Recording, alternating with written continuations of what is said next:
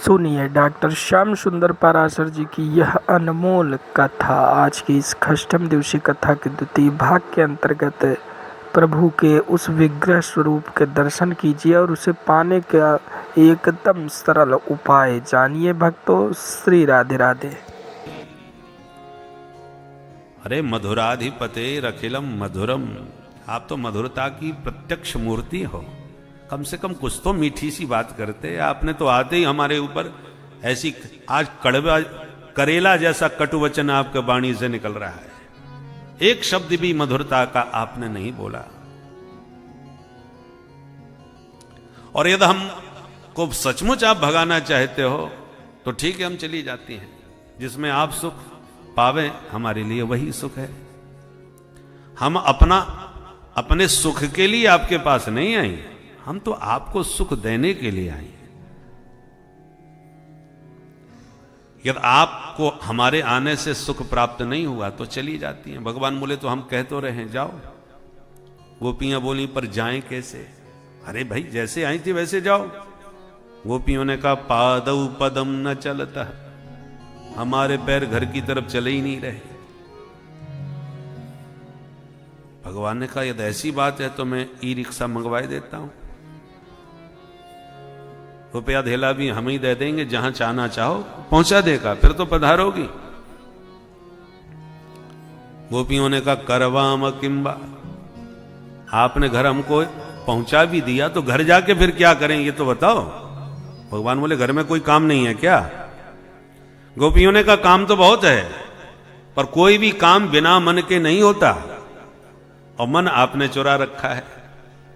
मन भी आपके पास, चित्त भी आपके पास। कृष्ण गृहीत मानसा और चित्तम सुखेन भवतापहृतम, तो चित्त भी आपने अपहृत कर लिया, मन भी आपने हर लिया। तो अब बिना मन के, बिना चित्त के घर जाके ये शरीर करेगा क्या?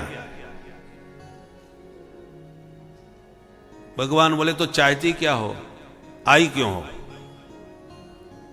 अब गोपियां एक दूसरे का मुंह ताके, अब क्या कहें इनसे। प्रेम कोई कहने वाली चीज नहीं होती, समझने वाली होती है। और आश्चर्य की बात यह है कि अहेरिव गति प्रेमणा स्वभाव कुटिला भवे। प्रेम की जो गति होती है वो स्वभावतः कुटिल होती है, टेढ़ी होती है। कैसे? अहिरिव, अहेरिव, सांप की तरह। सांप की गति समझ में नहीं आएगी कि ये सीधा जाएगा कि उल्टा आएगा, कि दाएं जाएगा कि बाएं जाएगा। टेढ़ी मेढ़ी चाल जैसे होती है, ऐसी प्रेमियों की वाणी व्यवहार भी वक्र होता है, समझ नहीं आता। एक गोपी जब सुनती थी किसी की गोप सखियों की बातें कि बंसी वाले ने घेर लई अकेली में पनिया गई, तो उसको सुन के बड़ा कौतूहल होता कि ये सब कहती हैं ऐसा किया वैसा किया नंद नंदन ने, पर मेरे साथ तो आज तक ऐसा कुछ नहीं हुआ। तो या तो ये सब सखियां झूठ बोलती हैं, नंद नंदन को बदनाम करती हैं, अथवा मैं इतनी गई गुजरी हूं कि सबको छेड़ते हैं, मेरे को ही नहीं छेड़ते। इन दोनों में सत्य क्या है? मैं गई गुजरी हूं या ये झूठ बोलती हैं?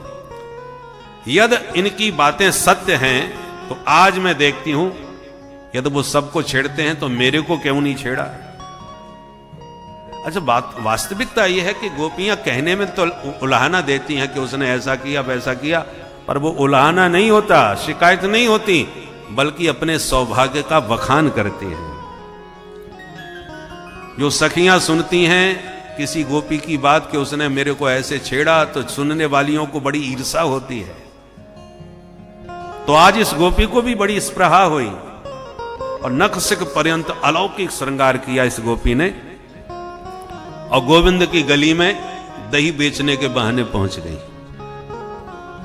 पर गोविंद के चिंतन में इतनी डूबी हुई थी, इतना तादाद में हो गया कि दही को नाम बिसर गई ग्वाल ने। दही ले लो, दही बोला जाता है, पर दही की जगह कृष्ण ले लो, कन्हैया ले लो, कान्हा ले लो, ऐसा पुकारने लगी। तो गोविंद समझ गए कि कोई बाबरी सखी है, अंतरात्म दृक हैं, मन की गति जानते हैं, उसके मनोगत भाव जान गए और तुरंत उस सखी के पास गोविंद भवन के भीतर से भागे भागे आ गए, उसकी चुनरी पकड़ के छेड़ने लगे। अरे सखी बड़ी मलूक लग रही है, इतमाऊ कहाँ जा रही है, ऐसे करके छेड़ना चालू किया।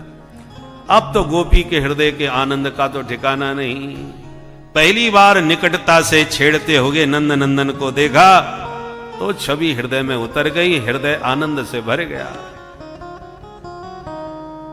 देखी छवि आज श्याम सुंदर की, देखी छवि आज श्याम सुंदर की, देखी छवि आज श्याम सुंदर की, देखी छवि आज श्याम सुंदर की, हो गई पूरन आस मन की, हो गई पूरन आस मन की, देखी छवि आज श्याम सुंदर की, देखी छवि आज श्याम सुंदर की, मोर मुकुट पीतांबर धारी, मोर मुकुट पीतांबर धारी, मोर मुकुट पीतांबर धारी, मोर मुकुट पीतांबर धारी, शोभा अनुपम मन मोहन की, शोभा अनुपम मन मोहन की, देखी छवि आज श्याम सुंदर की, देखी छवि आज श्याम सुंदर की, देखी छवि आज मपद मपद मप मपद पद मरे सा, देखी छवि आज श्याम सुंदर की, आनंद से भरी हुई है। अब हृदय में तो आनंद है गोविंद के दर्श का। जय हो। संगीत के परम रसिक उपासक मधुकर जी महाराज, ये तो रस के मधुकर हैं। आज हम भी इनकी वाणी से मधुरस का पान करेंगे। गोपी आनंद से भरी हुई है, प्रेम में पगी हुई है, हृदय में तो आनंद है, परंतु वाणी में विचित्रता। टेढ़ी निगाह से कन्हैया को निहार रही है और भ्रकुटी तान करके कुछ डांटने का प्रणय कोप दिखा रही है। क्या बोल रही है?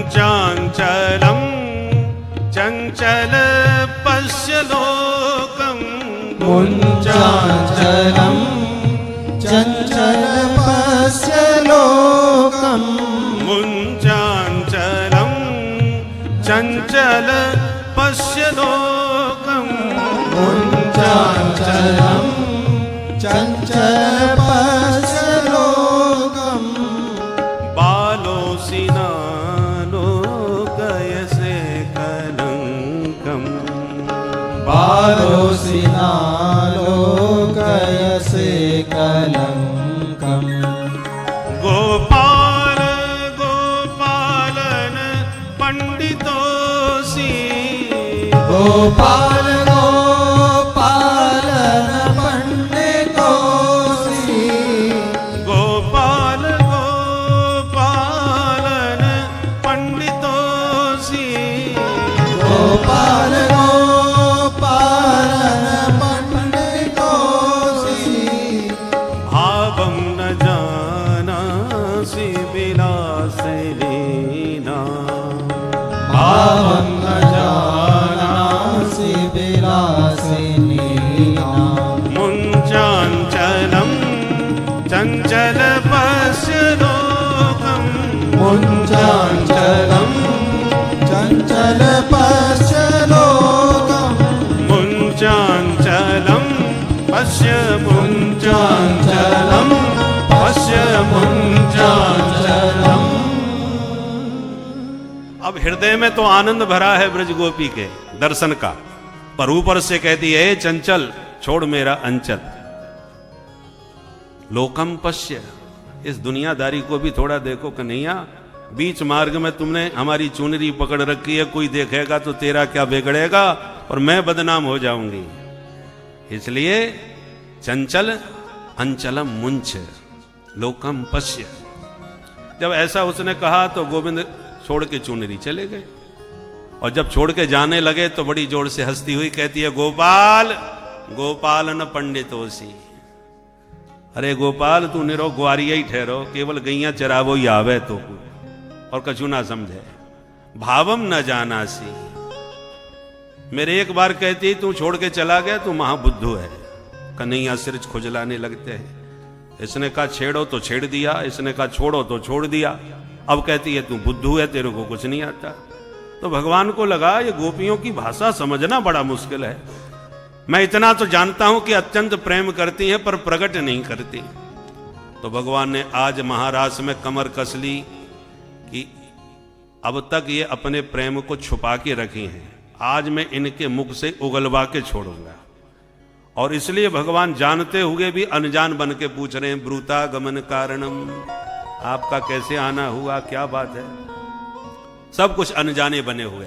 अच्छा, बार बार पूछा कि क्यों आई हो। गोपियों ने अब तक जो बात छुपा रखी थी वो आज खुल करके भगवान के सामने कह दी।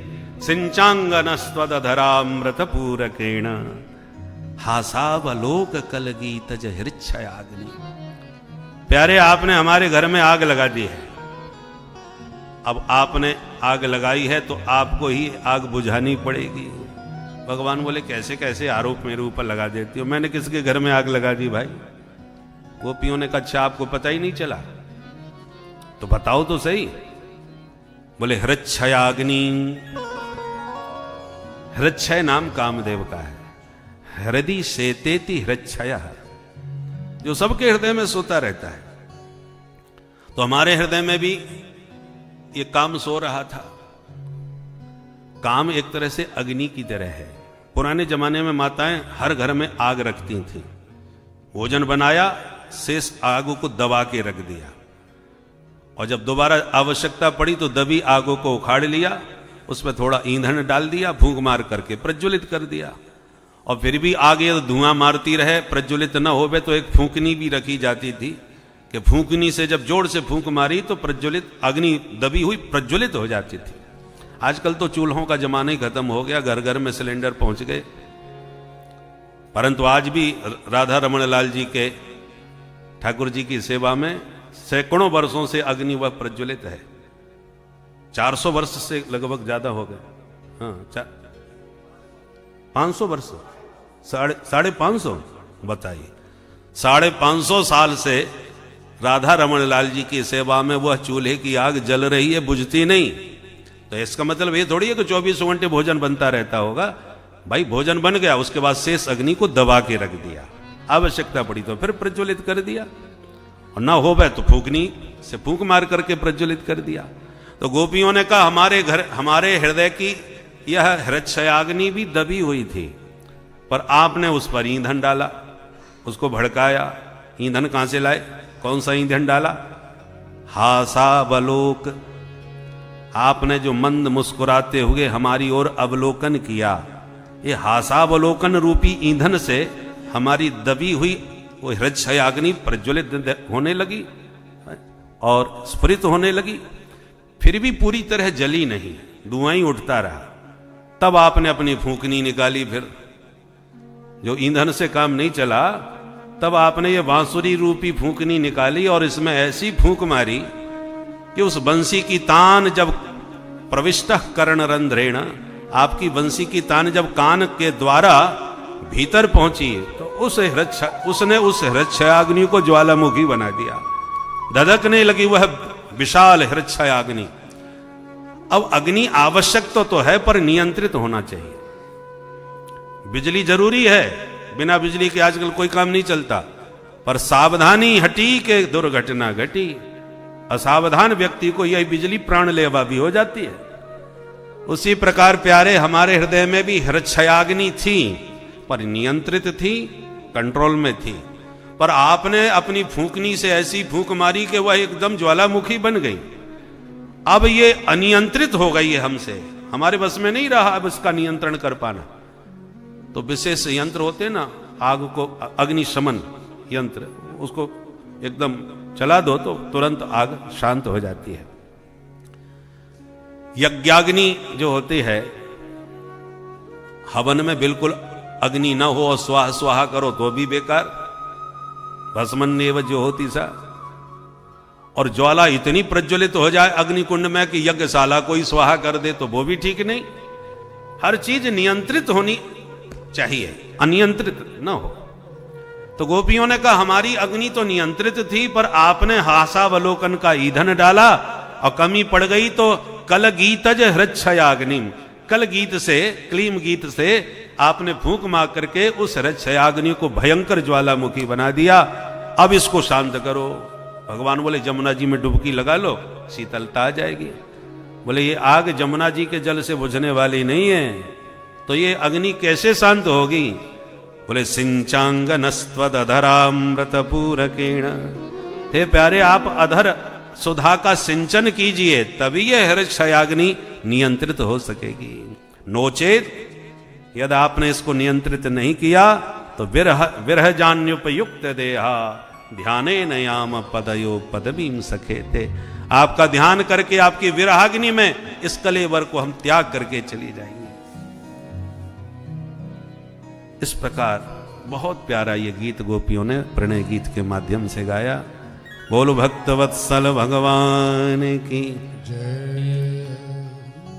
हमारे परम आत्मीय मित्र श्री अशोक शास्त्री जी कृपा पूर्वक पधारे हैं, हम उनका बारंबार अभिनंदन स्वागत करते हैं। बोलो भक्तवत्सल भगवान की जय। कृष्ण कन्हैया लाल की, श्रीमद्भागवत महापुराण की, सद्गुरुदेव भगवान की, श्री राधा रानी की, श्री राधा रमण भगवान की जय। तो मैं निवेदन कर रहा था, गोपियों ने बहुत प्यारा यह गीत गाया और जो हृदय की इतने वर्षों तक छुपी हुई बात थी वो आज खुल करके अभिव्यक्त कर दी। और तब प्रहस्य सदयम गोपी रात्मा रामोप्यरी रमत। तो भगवान भी जो अभी तक नाटक कर रहे थे, अपने प्रेम को छुपा रहे थे, भाव को छुपा रहे थे, वो भी भगवान ने खुल करके हंसते हुए उस अपने भाव को भी व्यक्त कर दिया। अट्टहास करके खूब जोर से हंसे। प्रहस्य सदयम गोपी रात्मा रामोप्यरी रमत। अब भगवान का दिव्य महारास प्रारंभ हुआ। बाहु प्रसार पररंभ कराल कोरूनी विस्तनाल वन नर्म नखाग्रपात श्वेल्यावलोक हसतिर्व्रज सुंदरीणाम उत्तम भयन रतिपतिं रमयां चकार। जैसे ताता थैया करके नाचे कन्हैया, तो रतिपति कामदेव ने तक तक के तीर चलाए। बसीकरण, उच्चाटन, मोहन, स्तंभन, उद्दीपन, सारे बाण कामदेव के चले, परंतु रतिपतिम उत्तम भयन उत ऊर्धम स्तंभयन। भगवान ने काम को ऊर्ध स्तंभित कर दिया। चरणों में गिर के पराभव प्राप्त हुआ। कामदेव भगवान को अच्युत नाम दिया। केवल आप ही हो जो बच गए सरकार, नहीं तो मैंने संसार में किसी को छोड़ा नहीं। न च्यवती स्वरूपात इति अच्युतः। भगवान पर कोई प्रभाव नहीं पड़ा। ऐसे नाचते रहे गोपियों के बीच जैसे यथार्भ कस्व प्रतिबिंब विभ्रम। जैसे नन्हा बच्चा शीश महल में अपने प्रतिबिंबों को देख करके थिरकता है और अपना सखा समझ करके उनके साथ नाचता है, ऐसे नाचे। परंतु ब्रज गोपियों को सौभाग्य मद आ गया। इंद्राणी, ब्रह्माणी, रुद्राणी कोई भी हो, आज त्रैलोक्य में कौन स्त्री है जो हमारे सौभाग्य की समता कर सके। और राधा रानी के मन में मान जाग गया। वरिष्ठम सर्व योषिताम, मैं इनकी सखियों में सबसे श्रेष्ठ हूं, वरिष्ठ हूं, तो मेरे प्रति कोई विशेष व्यवहार भी तो इनका दिखना चाहिए, जो नहीं दिख रहा। यहां तो सारी धान 22 पसेरी है, एक ही भाव बिक रही है। तो मान करके बैठ गई राधा रानी। तो तासाम तत सौभग मदम वीक्षमानं च केशव प्रशमाय प्रसादाय तत्रैर्वान्तर्धीयत। मानम च मदम वीक्ष्य, एक गोपी का मान, बाकी सबका मद, सौभाग्य मद देख करके माधव तत्रैर्वान्तर्धीयत, किशोरी जी को साथ में लेके भगवान अंतर्धान हो गए। गोविंद को अपने बीच न पाकर के व्याकुल हो गई ब्रजांगनाएं। को जड़ को चैतन्य न कछु जानत बिरही जन। गोविंद के विप्रलंब जन्य तीव्र ताप में संतप्त ब्रजांगनाएं वन वन वृक्षावलियों से, लता तरुवरों से पूछती हुई गोविंद का अन्वेषण करने लगी। इत्युन्मत्त वचो गोप्य कृष्णान्वेषण कातरा। गोविंद के अन्वेषण में कातर हुई ब्रजांगनाएं वृक्ष लताओं से बातें कर रही हैं, पता ही नहीं रहता हम किससे बात कर रहे हैं। विरह में प्रिय का विराट रूप प्रकट होता है, सर्वत्र उसी की झलक दिखाई पड़ती है। तुलसी से, अश्वत्थ से, सबसे पूछा, जब कहीं प्रत्युत्तर नहीं मिला और उधर राधा रानी निकुंज में विराजमान हैं, गोविंद उनके पाद संवहन में संलग्न हैं, मनाने का प्रयास कर रहे हैं। और किशोरी जी कहती हैं, न पा रहे हम चले तुम, मैं अब आपके साथ नहीं चल सकती। क्यों? परिश्रांत हो गई हो तो स्कंधा आरुह्यताम, आप ज्यादा थक गई हो तो हमारे कंधे पर बैठो और बताओ आपको कहां चलना है, हम लेके चलेंगे। किशोरी जी बोली, नयमाम यत्र ते मन, जहां तुम्हारा मन हो वहां ले चलो। बोलो राधे राधे। किशोरी जी कटाक्ष कर रही हैं गोविंद के ऊपर कि प्यारे, मैं अच्छी तरह अनुभव कर रही हूं कि भले ही आप मेरे चरण दबा रहे हो, पर चिंतन उन्हीं सखियों का कर रहे हो जिनको छोड़ के तुम आए हो, जिनके बीच में से हमें लेके आए हो। तो तन तो मेरे पास है और मन उन्हीं के पास है। इसलिए कटाक्ष क्या है कि यत्र ते मनः तत्र माम नय, जहां तुम्हारा मन पड़ा है वहीं हमको लेकर के चलो ना। उनको अधूरा छोड़े आए और यहां आकर के भी अधूरे मन से मेरे पास बैठे हो। तन की निकटता महत्वपूर्ण नहीं है, मन की निकटता महत्वपूर्ण होती है। तो मन वहां है और तन यहां है, ऐसे मिलन में आनंद नहीं है। इसलिए नयमाम यत्र ते मनः, जहां तुम्हारा मन पड़ा है वहीं हमको लेके चलो। भगवान बोले, स्कंध आरुह्यताम, आओ प्यारी जी हमारे कंधे पर विराजो। और जैसे ही किशोरी जी ने कदम उठाया कंधे पर आरूढ़ होने के लिए, तो किशोरी जी भी भाव में एकदम मग्न हो गई कि आज पहली बार प्रियतम को इतना अनुकूल हमने देखा कि गोविंद देखो किस प्रकार से अपना कंधा मुझे बैठाने के लिए झुका रहे हैं। तो अत्यंत आनुकूल्य गोविंद का पाकर के किशोरी जी भाव में डूब गईं और अत्यंत भाव की गहराई में मूर्छा आ जाती है। इसलिए किशोरी जी वहीं मूर्छित होकर के गिर पड़ी। और उसी कुंज में अन्वेषण करती हुई सखियों ने प्रवेश किया। और जब प्रभु ने देखा कि आज तो हम पकड़े गए, अब तो तुरंत भगवान वहां से अंतर्धान हो गए। किशोरी जी मूर्छित होकर के गिरी और गोविंद अंतर्हित हो गए। तो अंतर्हिते भगवती सहसैव ब्रजांगना, किशोरी जी को भी छोड़ के जब भगवान अंतर्धान हो गए तो सा बधू रन्व तप्यत। अब किशोरी जी का नाम तो स्पष्ट नहीं है, पर बधू कह करके स्मरण कर रहे हैं सुखदेव जी। बधू माने बधनाती थी, बधू जो बांध करके रखे उसको बधू कहते हैं। तो भगवान को यदि बांधा है तो किशोरी जी ने अपने प्रेम पास में ही बांधा है, इसलिए सा बधू अन्वतप्यत। व्याकुल हो गई राधा रानी, तो मूर्छित होकर गिर पड़ी और गोविंद अंतर्धान हो गए। सखियों ने जब किशोरी जी को देखा तो राधे नाम, कृष्ण नाम ध्वनि के द्वारा किशोरी जी को प्रकृतिस्थ किया और बार बार किशोरी जी विविध नामों से हरि को पुकारने लगी और सखियों को निर्देश दिया, सखियों उनका पीछा करके कोई नहीं उन्हें पा सकता। तो कैसे पाएंगी? बोले चलो यमुना के तट पर पुनः। यमुना के तट पर पहुंच करके आर्त भाव से हम उन्हें पुकारेंगी। प्रभु प्रार्थना और पुकार से ही प्रकट होते हैं, पीछा करके उन्हें कोई नहीं पकड़ सकता। तो पुनः पुलिनमागत्य, किशोरी जी के मार्गदर्शन में सखियां लौट करके पुनः यमुना पुलिन पर आई और फिर मिल करके जो समवेत स्वर में गाया, इसका नाम है गोपी गीत। 18 श्लोकों में कनक मंजरी छंद के द्वारा सब मिल करके गा रही हैं। एक दो पंक्तियां हम सब मिल के गुनगुनाएं। जयति तेधिकं जन्मना प्रज श्रयत इंदिरा शाश्वत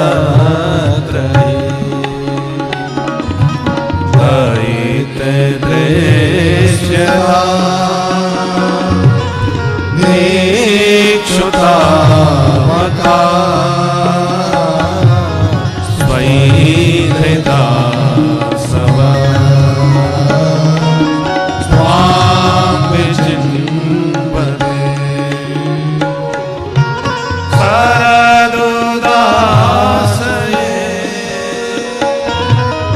साधुजात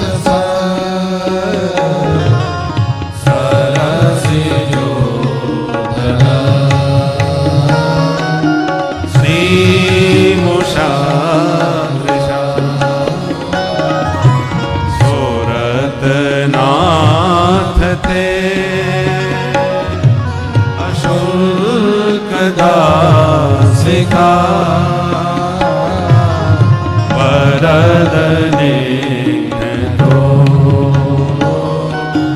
नेह किंवद विसजलाप्यया व्यालराक्षसा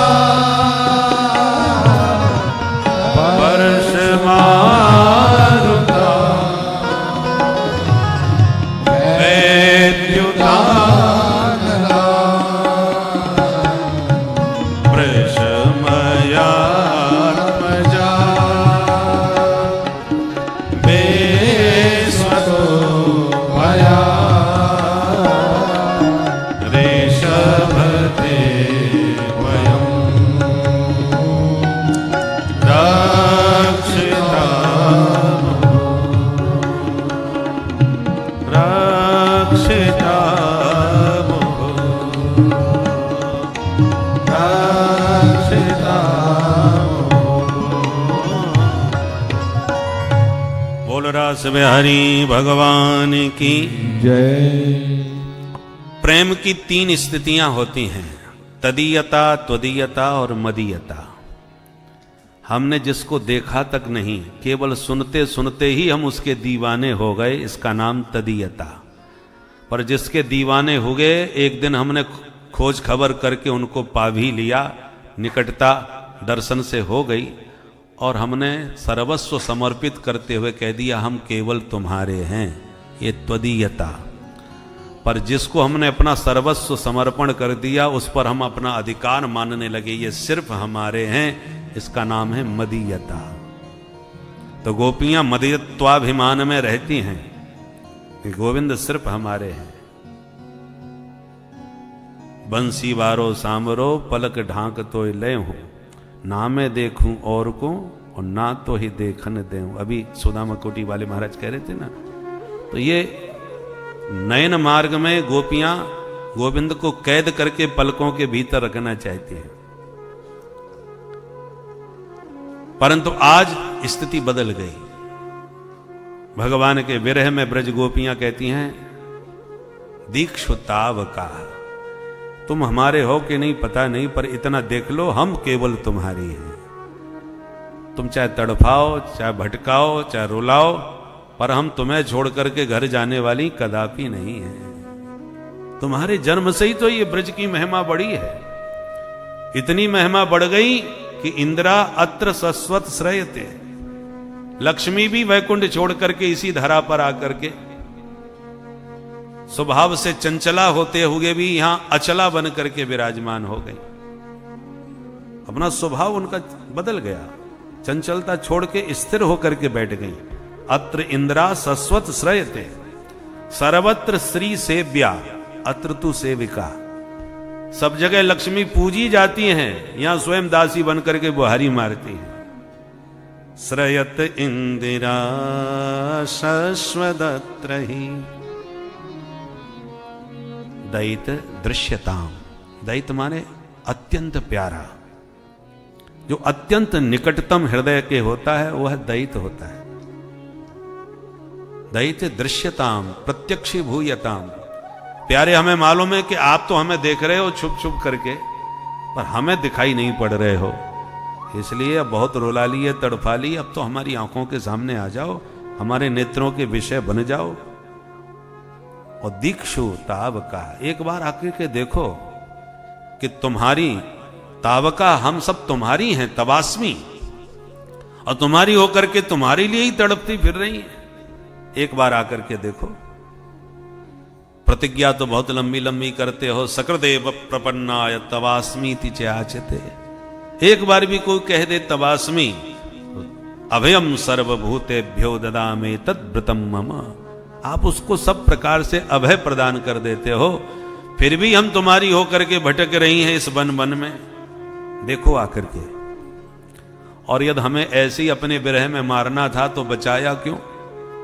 2-4 बार नहीं, सुरासुरों से, दोनों से आपने बचाया है। 1-2 बार नहीं, रक्षिता मुहु, बारंबार आपने रक्षा की है। और आज अपने ही विरह में तड़फा रहे हो। तुम्हारी इस निष्ठुरता को देख के लगता है कि नखल गोपिका नंदन, आप यशोदा के बेटा नहीं हो सकते, क्योंकि यशोदा नंदन इतना निष्ठुर नहीं हो सकता। हम मानते हैं हम में दोष आया, यदि अहंकार का विष हमारे हृदय में व्याप्त हो गया, इसलिए आप भाग गए। पर आपके पादार बिंद में तो वो चमत्कार है कि काली की फनाली का विष वमन करा सकता है, तो हमारे हृदय के दोष को दूर नहीं कर सकता। फणि फणार्पितम ते पदाम्बुजम कृणुकुचे सुन क्रंदे क्षयम। काली देह में प्रविष्ट हुआ काली नांग आपने मार के भगाया। हमारे हृदय में भी काम रूपी काली नांग प्रविष्ट है, दुर्वासना का विष वमन कर रहा है।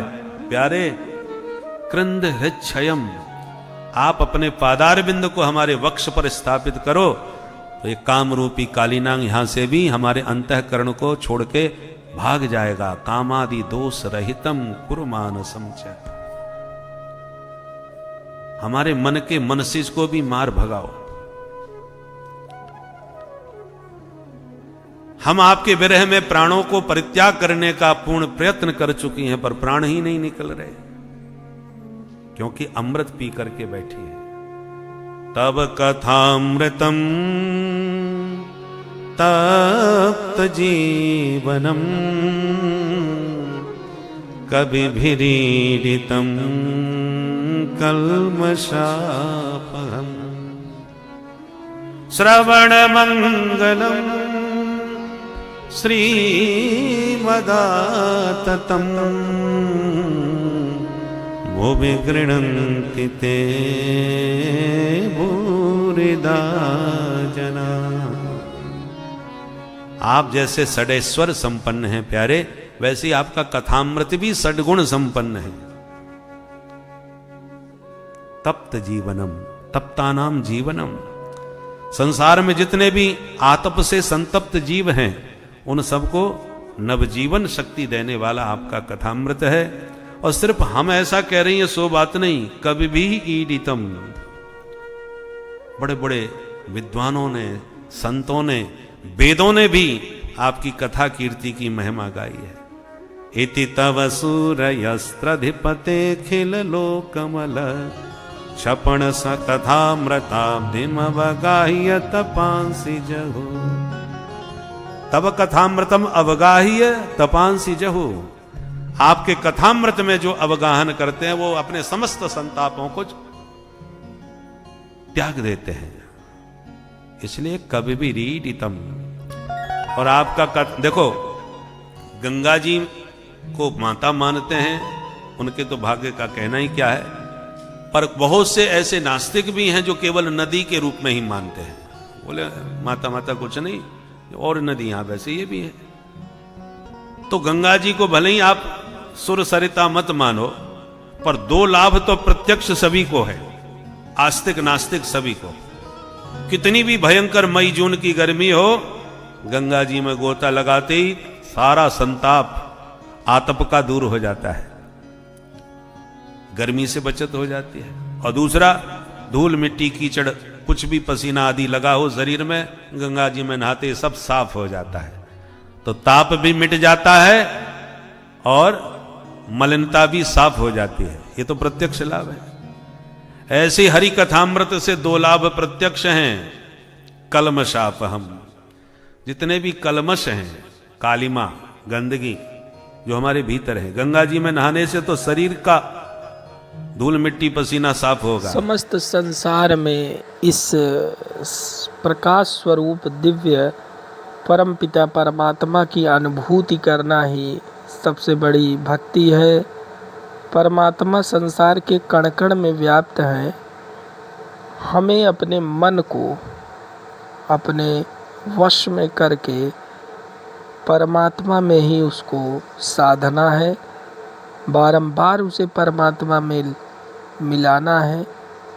इधर उधर भटकते हुए भी जब वो निकलने की कोशिश करे तो उसे फिर से पुनः बुद्धि, तर्क आदि प्रयासों के द्वारा फिर से ईश्वर में लगाना ही सबसे बड़ी भक्ति, सबसे बड़ी साधना है।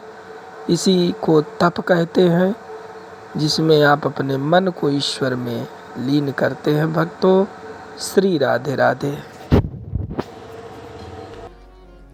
श्रवण मंगलम, सुनने वाले का तत्काल मंगल होता है, देर सवेर नहीं।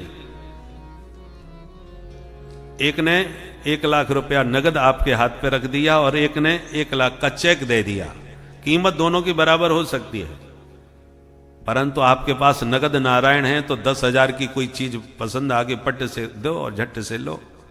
पर चेक आपके पास है तो थोड़ी समस्या आएगी। अभी बैंक जाना पड़ेगा, भुनाना पड़ेगा, पता चला कल की छुट्टी पड़ गई, फिर परसों रविवार पड़ गया। तो जब तक वो चेक भुना ना जाए तब तक आपके पास लाख रुपए होते हुए भी आपके उपयोग में नहीं आ पा रहे। तो जितने भी शुभ कर्म सुकृत हैं वो सब चेक के द्वारा पेमेंट करते हैं, पर भगवान के कथा श्रवण का जो पेमेंट है वो नगद नारायण है। श्रवण मंगलम, सुनने की देर नहीं कि तत्काल। मज्जन फल पेकिए तत्काला, देर नहीं लगती, तत्काल फल लीजिए। अब और पुण्य दान किया है, यज्ञ किया है, पुण्य हो गया, अब कालांतर में उसका फल भी आपको मिल ही जाएगा। मिलेगा तो पक्का, पर तत्काल में अभी कुछ नहीं दिखेगा। पर सुनने वाले का तत्काल आनंद जीवन का हो जाता है। इसलिए दानी तो बहुत हैं, कोई अन्नदान, कोई वस्त्रदान, कोई गौदान, कोई भूमि दान करते हैं, पर सबसे बड़े महादानी कौन हैं? भुवि गृणन्ति ते भूरिदा जना। ये जना भुवि गृणन्ति वर्णयन्ति ते जना भूरिदा। जो भगवान के गुण गणों का अहरनिश गान कर रहे हैं, उन वक्ताओं के बराबर महादानी दुनिया में कोई नहीं हो सकता। इस प्रकार गोपियों ने बहुत प्यारा ये मधुर गीत गाया। और तब भी जब गोविंद नहीं आए तो रुदु सुस्वरम राजन कृष्ण दर्शन लालसा। हरि दरस की लालसा में ब्रजांगनाएं व्याकुल होकर जब विलाप करने लगी, तब भगवान से नहीं रहा गया। तासा माविर्भू छोरी स्मयमान मुखाम्बुज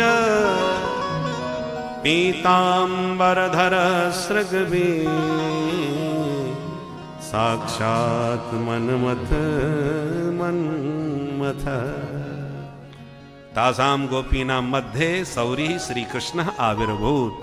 तुरंत ब्रज गोपियों के बीचों बीच गोविंद मंद मंद मुस्कुराते प्रकट हो गए।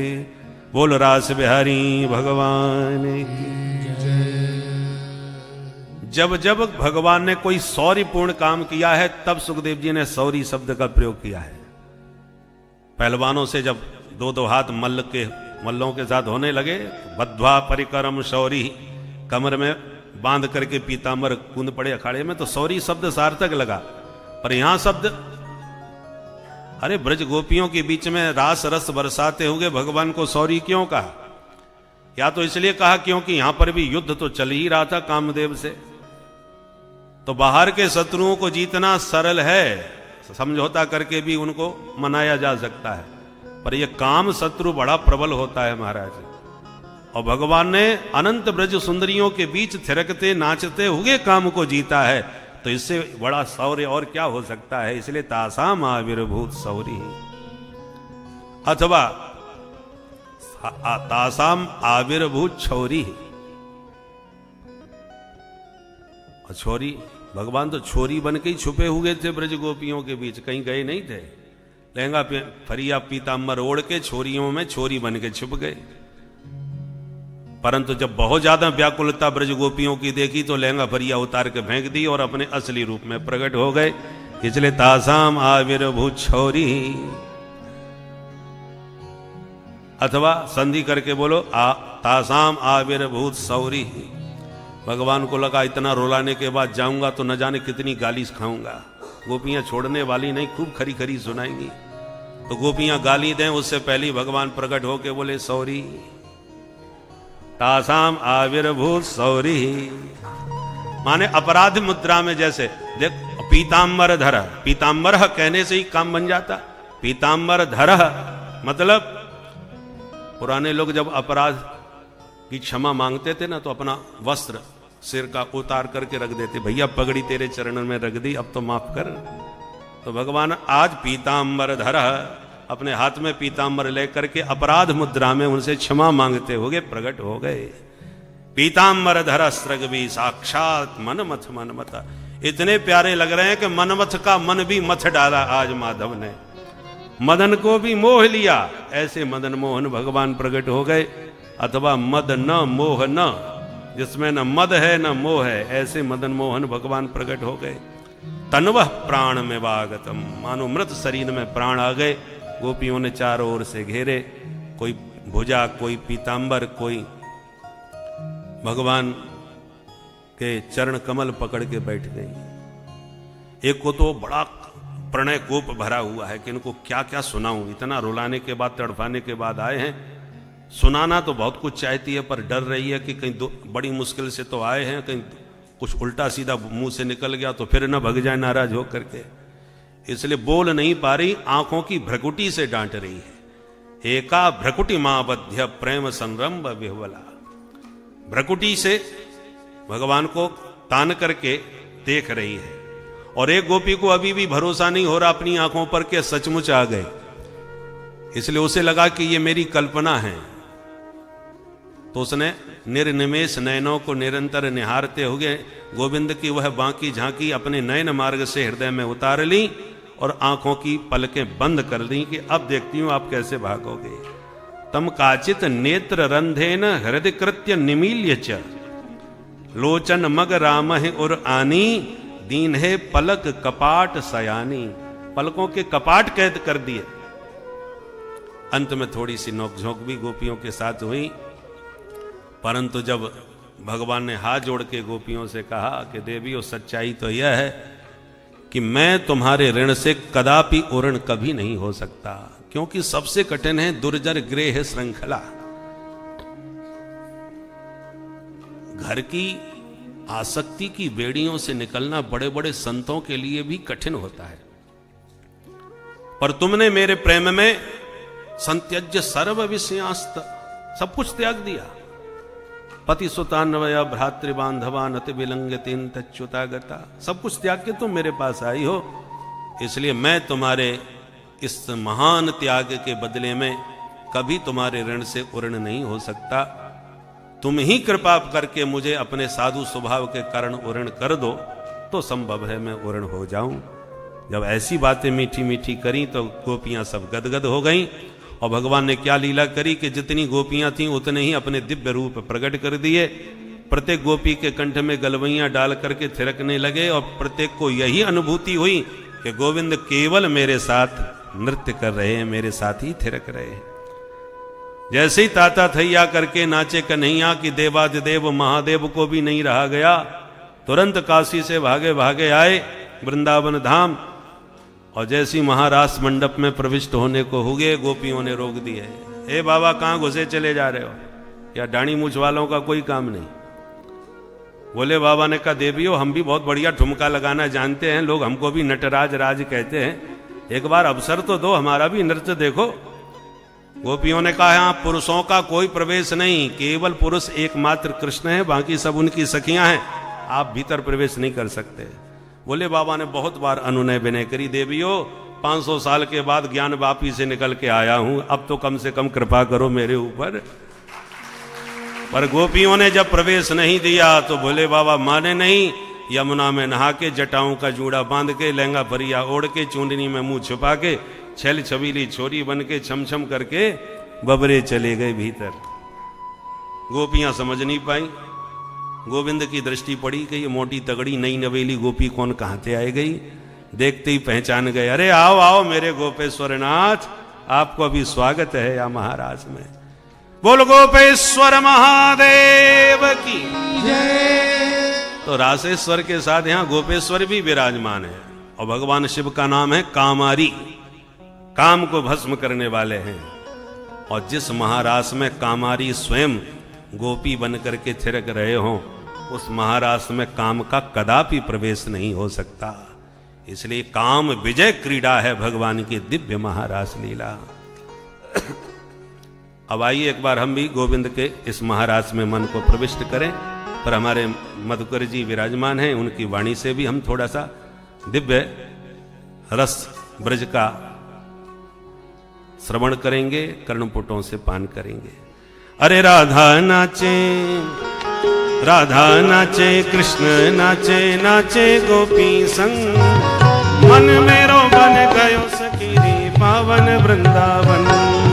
राधा नाचे, कृष्ण नाचे, नाचे गोपी संग, मन मेरो बन गयो सखी रे पावन वृंदावन। मन मेरो बन गयो सखी रे पावन वृंदावन। मन मेरो बन गयो सखी रे पावन वृंदावन। सूरज नाचे, चंदा नाचे, नाचे तारा संग।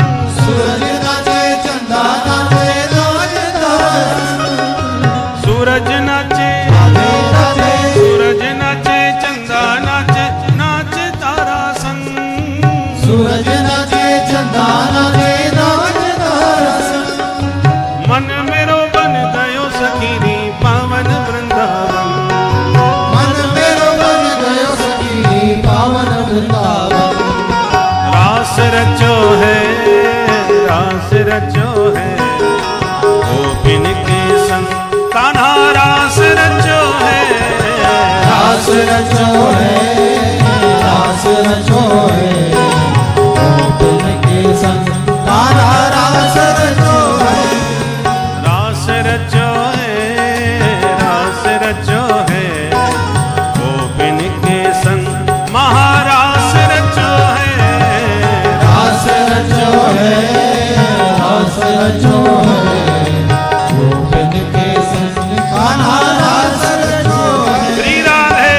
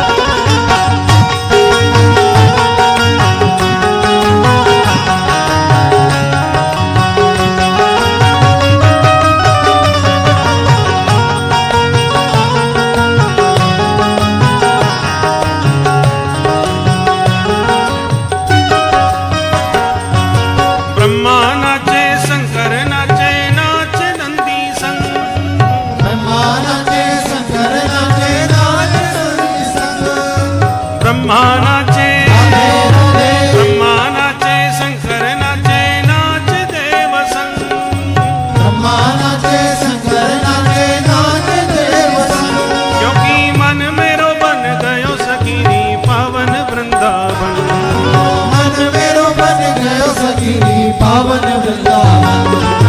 रास रचो है, रास रचो है, यमुना के तीर महारास रचो है। रास रचो है, रास रचो है, यमुना के तीर कान्हा रास रचो है।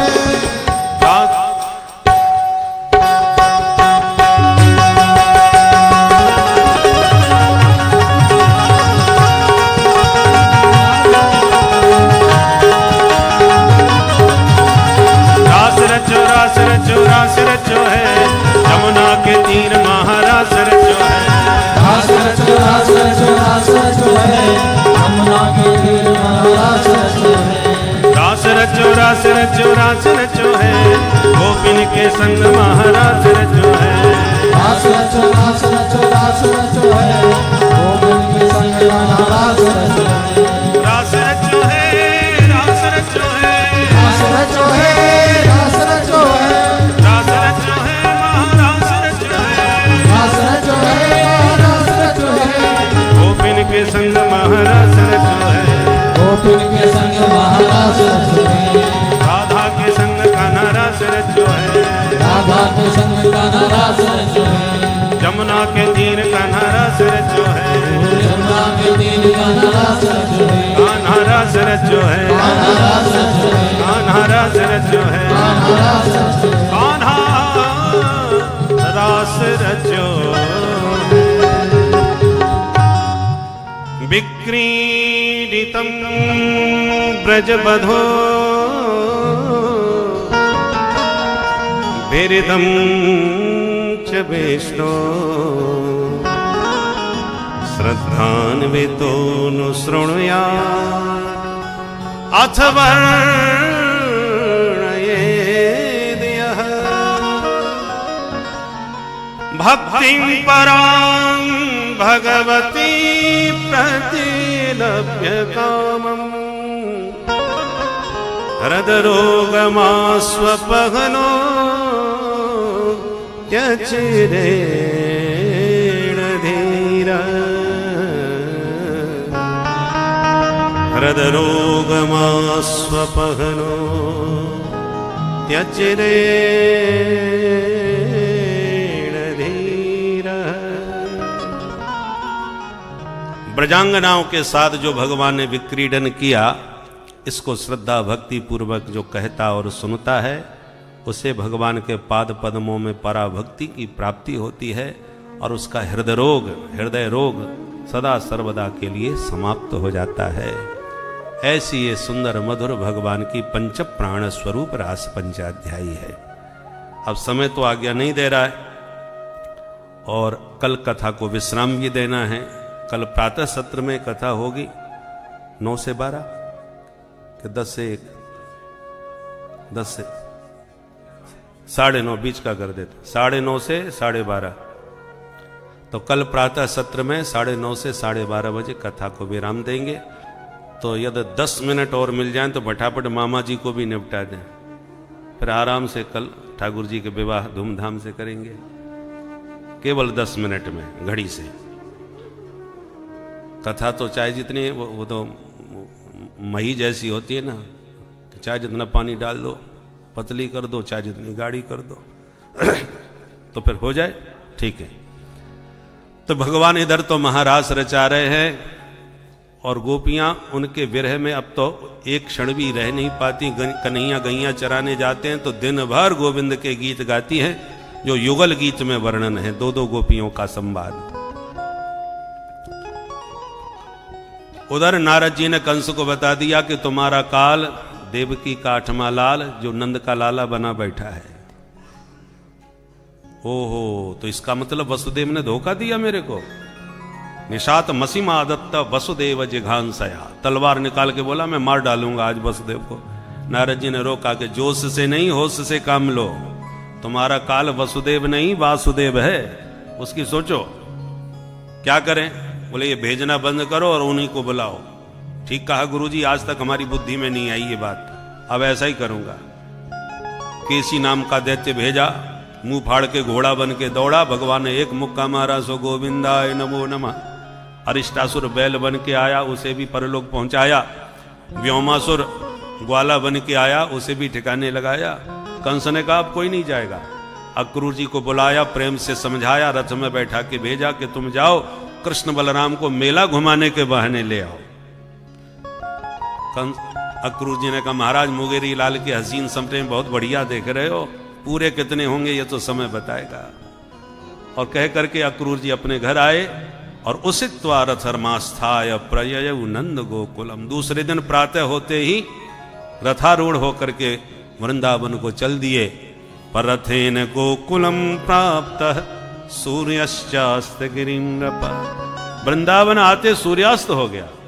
तो मथुरा से वृंदावन में इतना समय कैसे लगा? क्योंकि मन के रथ पर पहली वृंदावन आ गए, मनोरथ पूर्वक। किम मया चरितम भद्रम किम तप्तम परमं तपः किम वाथाप्यर्हते दत्तम यद्रक्षा मद्य केशवम। अद्य केशवम द्रक्ष्यामि। उन भावनाओं में इतने डूब जाते हैं कि घंटों हो जाते हैं और रथ हाँकना भूल जाते हैं।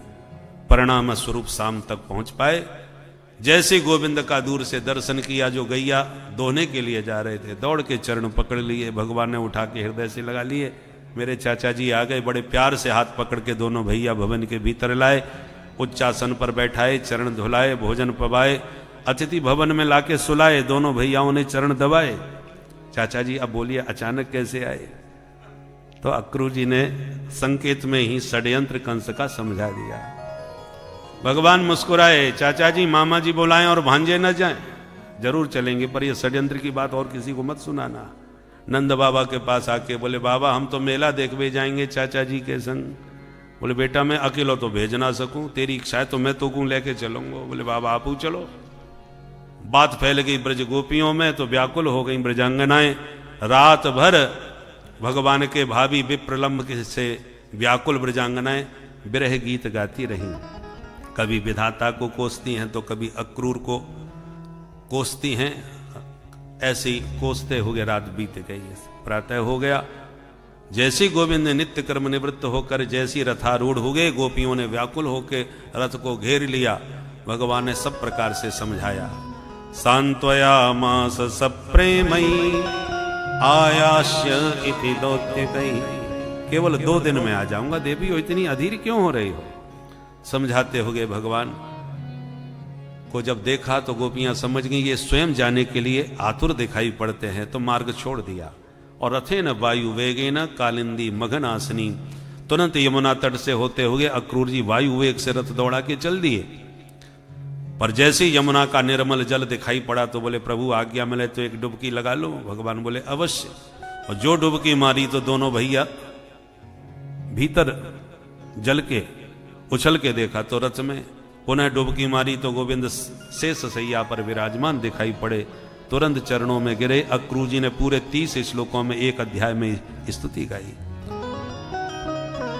नतोस्म्यहं त्वाखिल हेतु हेतुं नारायणं पुरुषमाद्यमव्ययम् यन्नाभिजातादरविन्दकोशात् ब्रह्मा विरासीद यत एषलोकः। प्रभु आप वही हैं जिनके नाभि से कमल प्रकट होता है और प्रकट से उससे ब्रह्मा जी प्रकट होकर सारे संसार का सृजन करते हैं। 24 अवतारों का स्मरण अपनी स्तुति में अक्रूर जी ने किया है। लौट करके जब आए तो माधव मुस्कुराए, चाचा जी बड़ी देर लगाए। अक्रूर जी बोले सरकार देर तो आपने लगवाई है, परंतु अब मैं जान गया आपके स्वरूप को। निवेदन है कि आपको मेरे घर चलना होगा। भगवान बोले चलेंगे, पर पहले मामा जी से मिलेंगे। जैसी आपकी इच्छा। जैसी रथ मथुरा में प्रविष्ट हुआ, नगर में हल्ला मच गया। धाये धाम काम सब त्यागी, नर नारी सब उमड़ पड़े गोविंद की झलक निहारने के लिए। जिस गली में जाएं उसी गली में सुमन वृष्टि होकर के सुंदरियां स्वागत करने लग जाएं। ब्रजवासी बोले बड़े फूल बरस रहे हैं लाला, तेरी कछु रिश्तेदारी है का? कन्हैया बोले तुम्हें खबर ना है, यहाँ के महाराज कंस है ना, खास मामा जी लगे मेरे। ब्रजवासी बोले दारी के पहले ना बता सकी? अरे पहले बतायो होतो तो बढ़िया वाली बगलबंदी पहन के राजकुमार बन के नाम थे। कन्हैया बोले तो अब का बिगड़ गए हो, मामा जी कोई साधारण ना है, राजा हैं, जो चाहिए हमें बताओ। तो ठीक है कन्हैया, पहले तो पोशाक हमारी जोरदार होना चाहिए, जैसी बिहारी जी की वैसी ब्रजवासियन की, पोशाक में काऊ बात की कमी ना पड़े। तब तक धोबी कंस का आता दिखाई पड़ा। भगवान ने वस्त्र की याचना करी, सो नाराज हो गया। ईदृशा नहीं वासांसी नित्यम गिरी बने चरा, जंगली कहीं के गमार ग्वारिया, ये कपड़े तू पहनेगा? भगवान ने एक थप्पड़ कान के नीचे जमाया तो रजकस्य कराग्रेण सिर कायाद पातया, एक थप्पड़ में ही सिर अलग गिरा। अब आसपास के लोग घबरा गया, छोरा के हाथ में ही तलवार बैठे भैया, थप्पड़ मार के गर्दन अलग कर दी। भगवान बोले ब्रजवासी छांट लो अपने मन पसंद पोशाक, जाकू जो पसंद आया और निकाल निकाल के वस्त्र पहन लिए, चल भी लगे तो महाराज पूरी सड़क साफ होवे लगी। ब्रजवासी बोले या में तो और बुरे भिखारी लग रहे। तब तक दूर खड़े दर्जी ने देखा, दौड़ के बोला सरकार आज्ञा मिले तो मैं ठीक कर दूं। भगवान बोले त्वन मुखे घृत सरकरा, तेरे मुंह में घी शक्कर भाई। तुरंत दर्जी ने नाप लेके फटाफट सिल करके पहना दिए व्यवस्थित करके। ब्रजवासी बोले लाला अब तो राजकुमार हम ही दिखेंगे पूरे मेला में। भगवान बोले दर्जी भैया मांग तो को कहा चाहिए, तेने हमारे ब्रजवासी खुश कर दिए। अब दर्जी ने सोचा धोबी को जो इनाम मिली वो तो हमने देख ली, अब हमें क्या मिलेगा पता नहीं। तो बोले सरकार आपकी दया दृष्टि बनी रहे। भगवान बोले तो जाओ, हमारा आशीर्वाद है, खूब फलोगे फूलोगे महाराज। तो आप देख ही रहे हो महाराज मुन्ना टेलर के क्या हाल है, सिलाई कहां से कहां पहुंच गई, और महीनों तक महाराज नंबर नहीं लगता। ठाकुर जी की कृपा बरस गई। भगवान आगे बढ़े। ब्रजवासी बोले लाला पोशाक तो बड़ी जोरदार मिल गई, न गले में फूलन की माला और गिर जाए सोई माला माल है गए। तो ततस्तुदामनो भवनम मालाकारस्य जगमतु, बोल भक्त वत्सल भगवान की जय। सुदामा माली के घर माधव पहुंचे ब्रजवासियों के साथ। माली ने माल्यार्पण के द्वारा दिव्य भव्य भगवान का स्वागत किया। बिराजी बिराजी जय हो। माल्यार्पण के द्वारा जब दिव्य स्वागत हुआ तो ब्रजवासी अत्यंत गदगद हो गए। ब्रजवासी मालाओं के बड़े प्रेमी हुए महाराज। भगवान ने माली को भक्ति का आशीर्वाद दिया, आगे प्रस्थान किया। बोले लाला पोशाक जोरदार, माला भी जोरदार, ने कसर और है, थापक धुआ चंदन और पुत जाए सोई चकाचक आनंद आ जाए। ठीक है भाई। 4 कदम आगे बढ़े तो 3 जगह से टेढ़ी कुब्जा चंदन लिए जा रही। भगवान ने आवाज लगाई, अरे सुंदरी जी। कुब्जा ने पहली बार यह संबोधन जीवन में सुना। घर से निकलते कुबड़ी कुबड़ी कह के बुलाते थे लोग। ये सुंदरी कहवे वारो कौन भाई? मुड़ के देखा तो माधव को देखते ही दौड़ी चली आई। महाराज आपने आवाज लगाई? भगवान बोले हाँ सुंदरी हम नहीं बुलाई, आपको परिचय का है। बड़ा सुंदर परिचय दिया। दास्यास्मि हम सुंदर कंस सम्मता, त्रिवक्र नामा यनुलेप कर्मणि, मदभावितं भोजपतेरति प्रियं, बिना युवाम कोन्यतमस्तदर्हति। महाराज मैं सैरंद्री हूं, कंस की दासी। मेरे हाथ का चंदन इतना सुप्रसिद्ध है मथुरा मंडल में कि भोजपते है अति प्रियम। भोजपति महाराज कंस भी मेरे चंदन को बहुत पसंद करते हैं, तो दरबार में सरकार को चंदन देने जा रही हूं। भगवान बोले सुंदरी मारे मामा जी लगे वो, अब मामा जी है तो आप लगाती रहो, आज ने उनके भांजिए लगाए दो। कुब्जा ने कहा महाराज आपने तो मन की बात कह दी, मेरा सौभाग्य होगा मैं अपने हाथ से लगा दूं। बोले अवश्य लगाओ। भगवान के ललाट पर चंदनानुलेपन किया कुब्जा ने। ब्रजवासी भी बोले हाँ देवी जी ने कितमाऊं। तो कुब्जा ने सब ब्रजवासियों का चंदन से माथा लेप दिया और पूरा कटोरा साफ कर दिया। ब्रजवासी प्रसन्न हो रहे, लाला या के चंदन में तो बड़ी खुशबू मारे, माँ तो ठंडो कर दियो याने तो। एक ब्रजवासी कन्हैया के कान में बोले, चोरे लाला फिरी के चंदन घिस मेरे नंदन। बेचारी को सबरो चंदन पोत लियो, ले वो देवो का चूना है। भगवान बोले तो अभी ले। तुरंत कुब्जा के निकट आए, अपने चरणारविंद के अंगुष्ठ से कुब्जा के पैर के अंगूठे को दबाया और एक हाथ ठोड़ी के नीचे लगाया, दूसरा हाथ उसके कमर में डाल लिया। दाऊ जी ने तो शर्म के मारे मुंह घुमा लिया। धीरे से बोले, लाला ध्यान रखियो, ये अपनो वृंदावन ना है, मामा के घर आए। कन्हैया बोले, दाऊ दादा वो सब ध्यान है। ब्रजवासी बोले, लाला कछु है जा, जोड़ी तो तेरी बहुत प्यारी लग रही है। तू भी हमेशा 3 जगह से टेढ़ो ही रहे और ये भी 3 जगह की टेढ़ी, बढ़िया बन गई जोड़ी। हंसने लगे सब सखा, और जब तक कछु समझ में आती तब तक कन्हैया ने एक झटका मार दियो। मुकुंद संस्पर्शना सद्यो बभूव प्रमदोत्तमा। एक झटके में उसके 3 कुबड़े गायब हो गए। एकदम छैल छबीली छोरी बन के छम छम नृत्य करने लगी। बोल कृष्ण कन्हैया लाल की जय। प्रभु का पीतांबर पकड़ के प्रणय निवेदन किया, प्रभु पधारो मेरे घर। भगवान बोले, आएंगे, पहले मामा जी से मिले आवे। आश्वासन दे के आगे बढ़े। बड़े पद पर व्यापारियों ने बड़ा जोरदार भगवान का यत्र तत्र स्वागत किया। भगवान कंस के सभागार में पहुंचे। निरीक्षण करते हुए सभा का जब देखा विशाल धनुष, तो बोले, दाऊ दादा आज्ञा मिले तो धनुष उठाऊं? बोले, उठाओ, अपने मामा जी का ही तो है। सैनिक हंसने लगे, कल का बच्चा धनुष उठाएगा महाराज का? तो दाऊ जी ने कहा, लाला कर दिखा तो दे चमत्कार।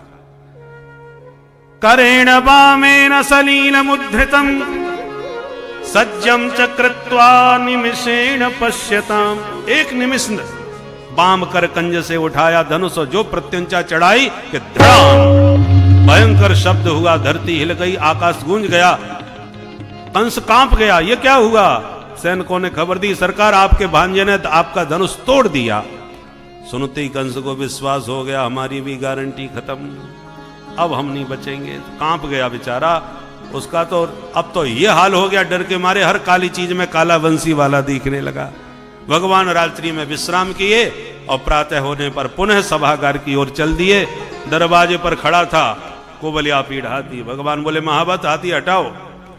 और हाथी में अंकुश मारा, हाथी भगवान की ओर दौड़ा। भगवान ने एक मुक्का माथे पर जमाया, हाथी की आंखों में अंधेरा छाया। भगवान ने एक झटका मार के उसके दोनों लंबे लंबे दांत पकड़ के जोर का झटका मारा, हाथी के दांत हरि के हाथ आ गए। दाऊ जी बोले, लाला एक इतकू फेंक दे। एक अपने हाथ में, दूसरा दाऊ दादा की ओर उछाल दिया। दोनों भैयाओं ने उसके दांतों से उसकी वो पिटाई करी कि हाथी महावत दोनों ही गोविंदाय नमो नमः। कन्हैया बोले, दाऊ दादा जब दरवाजे पे खटपट हो गई तो भीतर भी गड़बड़ होने की शंका है, खाली हाथ नहीं जाना चाहिए, चलो दांत ये हाथी के दांत संग ही लेके चले। दोनों भैया हस्ते दंत कंधे पर रख के भीतर प्रवेश। भक्ति एक भाव है जो गुरु के मार्गदर्शन की कृपा से ही व्यक्ति के अंदर आता है। जब तक गुरु अपनी पूर्ण कृपा नहीं करता तब तक व्यक्ति के अंदर भक्ति का प्रादुर्भाव नहीं होता। गुरु अपने अनुभवों के द्वारा, अपने दैनिक क्रियाओं के द्वारा भक्त को यह सिखाता है कि किस प्रकार से प्रभु का ध्यान करना चाहिए, सुमिरन करना चाहिए, उनकी कृपा को एहसास करना चाहिए, उनकी सदैव निरंतर पूजा करनी चाहिए मन से। यह सारी कार्यक्रमों को गुरु ही समझाता है, इसीलिए गुरु की महिमा भी अपरंपार है। यदि सच्चा गुरु मिल जाए तो भक्त की भक्ति सफल हो जाती है। भक्तों, श्री राधे राधे।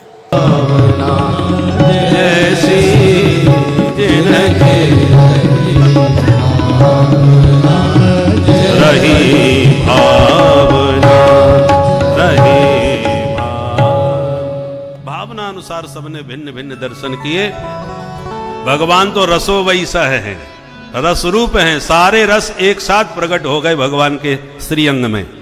मल्लानाम असनि, ये रौद्र रस, नृणाम नरवरः अद्भुत रस, स्त्रीणाम स्मरो मूर्तिमान श्रृंगार रस, गोपानाम स्वजनः हास्य रस, असताम क्षितभुजाम शास्ता वीर रस, स्वपित्रो शिशु, यहाँ कारुण्य रस भी है और वात्सल्य रस भी है। मृत्युर्भोजपते, ये भयानक रस, अविदुषाम विराट, ये बीभत्सरस तत्वम परम योगिनाम, ये शांत रस वृष्टिनाम पर देवता, ये भक्ति रस रंगम गत साग्रज। सभी रस एक साथ प्रभु के श्री विग्रह में प्रकट हुए। चाणूर ने खड़े होकर चुनौती दी, हे नंद सुनु हे रामा भवंतो वीर सम्मतव, बहुत नाम सुना है तुम्हारा, चल दिखाओ हमसे दो दो हाथ। भगवान बोले बाला वयम तुल्य बलि क्रीड श्यामो यथोचितम, हम बच्चे हैं तो बच्चों से लड़ेंगे, तेरे जैसे पहाड़ जैसे पहलवान से कौन बढ़ेगा भाई। चाणूर बोला बातें मत बना, नवालो न किशोरस्तम बलश्च बलिनाम्बरः, तू पहलवानों का भी पहलवान है, इतने बड़े हाथी को मार के दांत उखाड़ लाया, फिर भी बच्चा बताता है अपने आप को। ब्रजवासी बोले कन्हैया डर पियो मत, हम काहे को आए तेरे संग में, दिखा दे पूतना बारे हाथ। भगवान बोले ये बात, तो फिर आ जा मैदान में।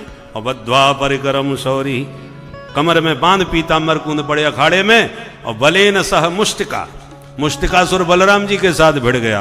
अब जो भयंकर युद्ध हुआ महाराज, हस्ताभ्याम हस्तयोर बद्ध्वा पदभ्याम एव च पादयो, अरत्नी द्वय अरत्नीभ्याम जानुभ्याम चैव जानुनी, पंजा से पंजा एड़ी से एड़ी फंस गए महाराज।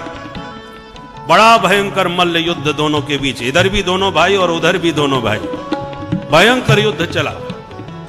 बहुत देर तक युद्ध हुआ पर परिणाम कुछ समझ नहीं आया, और कंस की धड़कन बढ़ती जा रही थी। उच्च सिंहासन पर बैठा बैठा देख रहा था, चाणूर को इशारा करके बोला चाणूर मार चांटा कर दे चकनाचूर। तो चाणूर ने दौड़ के भगवान की छाती पर मुक्का मार दिया। भगवान बोले एक मिनट, तूने मुक्का मारा तो थोड़ी सी चपत हमारी भी चाक ले भाई। और घुमा करके कान के नीचे एक चांटा मारा, एक चांटे में चारों कोने चित्त गिरा, चाणूर चकनाचूर हो गया। बोल चाणूर मर्दन भगवान की। दाऊ भैया ने भी देर न लगाई, सिर पर एक मुष्टिका जमाई तो मुष्टिकासुर भी ढेर हो गया।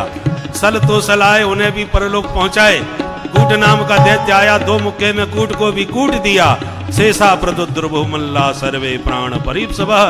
अब तो जो बड़े बड़े उस्तादों का हाल देखा, साहब पहलवान भागते हुए नजर आए कि हमारे बड़े बड़े जो हमारे सरपरस्त थे पहलवान, वो मिट्टी में मिला दिए, बुलडोजर से भीतर गाड़ दिए। और छोटे मोटे गुर्गे तो अपने प्राण बचा के ही भागेंगे, नहीं तो सबके सब मारे जाएंगे। कोई जेल में जाकर के अपने प्राण बचा रहा है, तो कोई प्रदेश छोड़ के भाग रहा है। प्रदुद्रुभु भागते हुए नजर आए, कहीं हमारी भी गाड़ी न पलट जाए। इतने में महाराज कंस पागल हो गया, चिल्लाने लग गया, पकड़ लो इन दोनों बालकों को, जिंदा न जाएं, इन्हें मारूंगा, इनके बाप को मारूंगा और अपने बाप को भी मार डालूंगा। सोई भगवान समझ गए इसका संतुलन बिगड़ गया, इसने आपा खो दिया। भगवान ने भी देर न लगाई, एक छलांग मारी, पहुंच गए सिंहासन पर गिरधारी, पकड़ के मामा की चुटिया हिला डाली। कंस थर थर कांपने लगा। सुखदेव जी ने वर्णन किया,